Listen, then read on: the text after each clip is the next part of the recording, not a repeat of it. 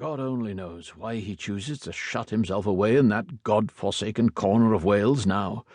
At least one can guess why. He and King Uther never got on. They say Uther was jealous of the attention his brother, the king, paid Merlin. At any rate, after Ambrosius' death, Merlin went nowhere and saw no one, till this business of Uther and Gorlois Duchess. And it seems as if that's brought him trouble enough. Bring the bowl nearer, while I clean his face. No, here. That's right. That's a sword cut, by the look of it. A glancing scratch from the point, I'd say. It looks worse than it is, with all the blood. He was lucky there.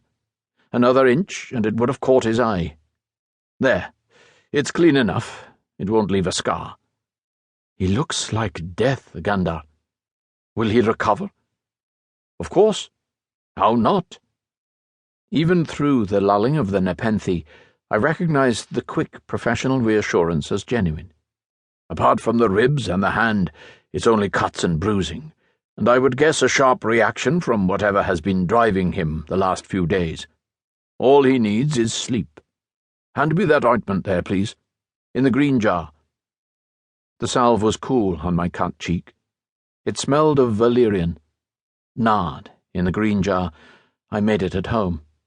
Valerian, balm, oil of spikenard.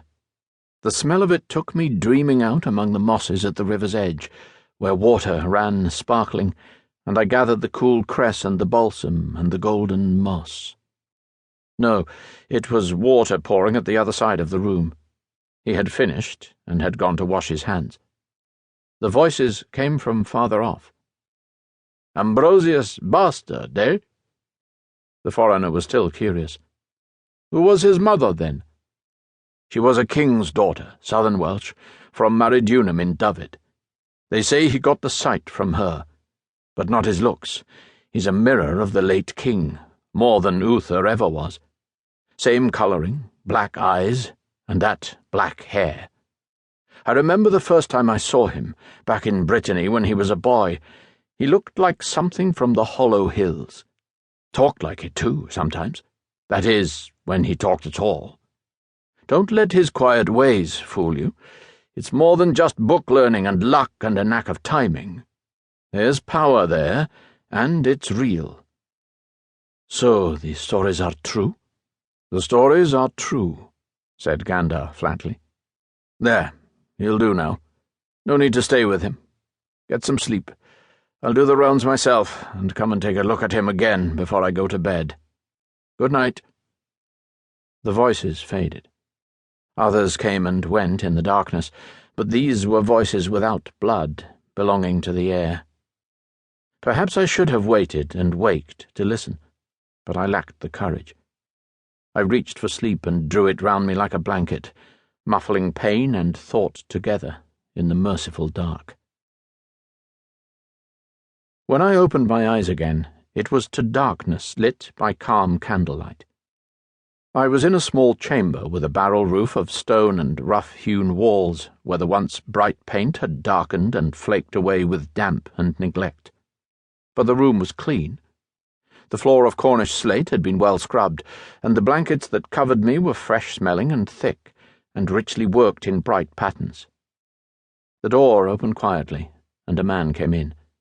At first, against the stronger light beyond the doorway, I could only see him as a man of middle height, broad-shouldered and thickly built, dressed in a long plain robe, with a round cap on his head.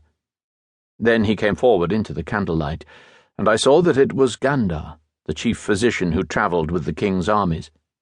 He stood over me, smiling. And about time. Gandar, it's good to see you. How long have I slept? Since dusk yesterday, and now it's past midnight. It was what you needed. You looked like death when they brought you in. But I must say it made my job a lot easier to have you unconscious.